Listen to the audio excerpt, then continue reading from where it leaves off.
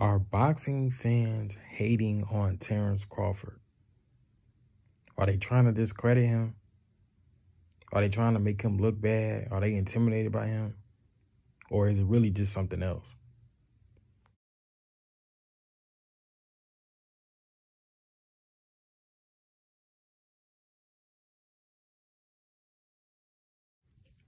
Are boxing fans intimidated by Terence Bud Crawford?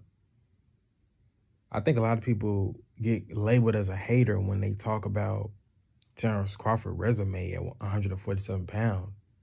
But I think what his fans don't really understand is what he done at 147 pounds is not really significant. You know, he fought people that didn't really shake up the division at all.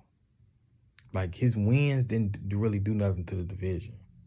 I mean, the man fought Jeff Horn and won the title. Now, most people that's Terence Crawford fans, they lean to that and say like, oh, Jeff Horn was a champion. He was this, he was that. Like, bro, that is Jeff Horn, bro. He was a guy who really wasn't supposed to win the title at all. He ended up winning the title. Everybody was trying to fight him. Terence Crawford got the fight, whatever, he won. So he became a champion at 147. Possibly the easiest way somebody has became a champion at 147 in recent years. And then he fought, I think he fought Benavidez. Like, okay, Benavidez. That's a pretty mediocre win. I mean, Benavidez is a quality opponent, you know? And then the man fought Amir Khan and Mean Machine, then Kell Brook, you know? So those wins right there were just pretty much not impressive at all. Number one, let's talk about the Amir Khan fight, because Amir Khan, for one thing, everybody was picking Amir Khan to get knocked out. Okay? Everybody was picking Amir Khan to get knocked out. And Amir Khan wasn't even a factor at 147. Like, nobody was mentioning Amir Khan amongst the best at that particular time. You know what I'm saying? Secondly, Amir Khan got hit with a low blow by Terence Crawford, and then he quit. The man quit after getting hit with a low blow. So I don't really see how that's impressive, because Terence Crawford never knocked him out. Not saying that he wasn't going to knock him out, but we'll never know now because he quit. You know, he didn't want to continue after getting hit with a low blow. But sure, ask a Terence Crawford fan, the punch was 100% legit. Now, the Kell Brook fight. People cannot seem to understand the sport of boxing. Terence Crawford fought Kell Brook when Kell Brook was not fighting at 147 for 3 years, man. Now, we see fighters when they move up in weight because they can't make the weight no more and things like that. Let me give you an example. If Canelo Alvarez comes back down to 160, do you think he's going to struggle to make that weight? Possibly. Possibly. So what makes you think that Kell Brook, after he said he struggled to make the weight against ERROL Spence, which was his last fight at 147 before he fought Crawford, what makes you think he didn't struggle to make the weight against Terence Crawford?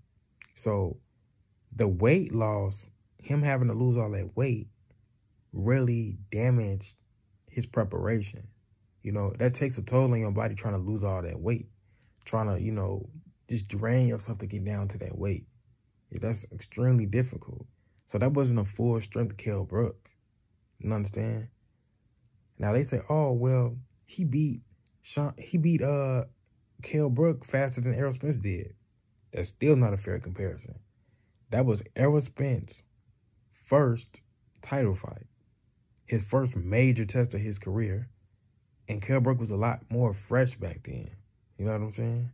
Yes, he was coming off an eye injury, but if you do your research, it does not take a long time to recover from an orbital bone injury.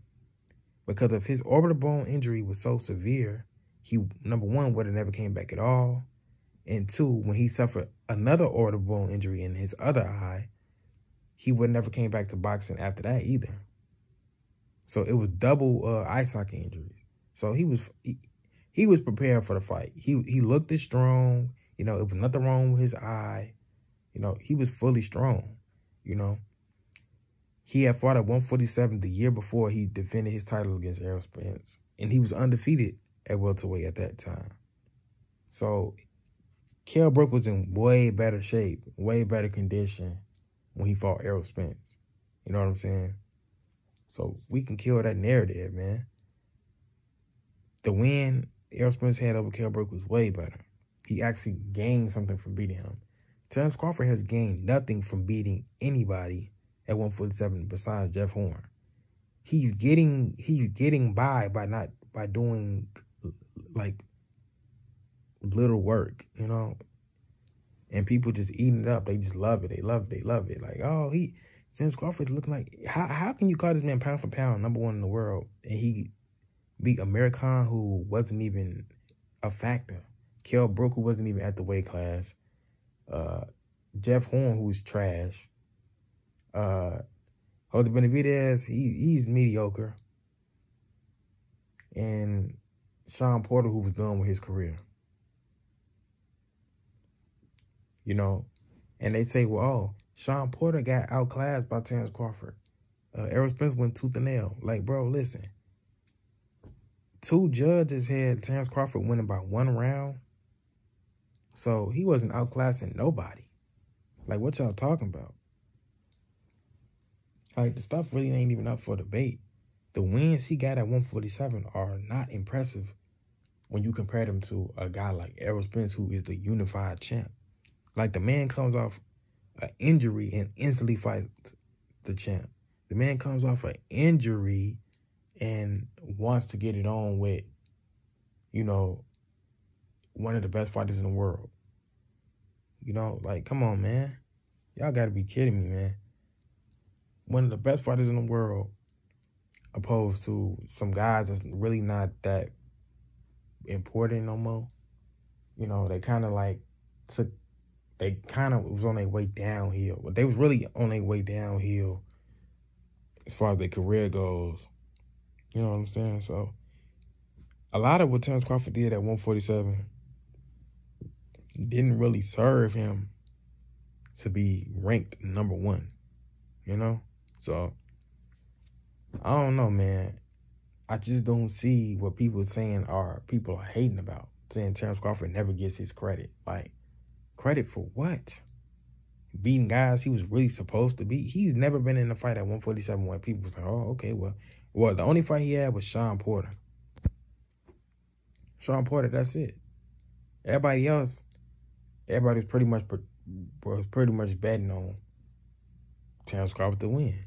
So he haven't really done nothing to make me think like, okay, he prepared for an ERROL Spence fight. Because going into that ERROL Spence fight, ERROL Spence going to be the most sturdy opponent that he ever fought. By far. You know, a guy that's not, you know, removed from the weight class for 3 years. A guy that's not fighting in his last fight of his career. A guy that's not talking about retiring, you know. A guy that's not having been knocked out 5 or 6 times before y'all fighting. That's who he's fighting. He'll be fighting a 3-belt unified champ. He never done that before. He never fought a unified champ before. Well, I ain't gonna say that because he might have did it at 140, but he never fought a 3-belt unified champ. So, especially not at this weight class. He haven't really done nothing at this weight class. I mean, he beat some. His wins are mediocre at best at 147. It's ridiculous. Like, how are people saying you cannot have a #1 over Canelo? Like, you're insane, bro. You are literally insane. He's not even #1 at his weight class in any category. So, I don't know, man. People hating on Terence Crawford. It's like, you got to just look at what things are for what they are, not just what you want to see. Like, yeah, you like Terence Crawford, but what is he really doing? You know, he beating guys that he's supposed to beat. It's not adding up. And you want to talk about skill-wise, the man ain't even all that. What people make him out to be. Yeah, he's great because what he can do, like he can switch stances and he real good offensively. But defensively, he's not as strong as he is offensively. He got a lot of tendencies in the ring that lead me to believe that he would not be ERROL SPENCE.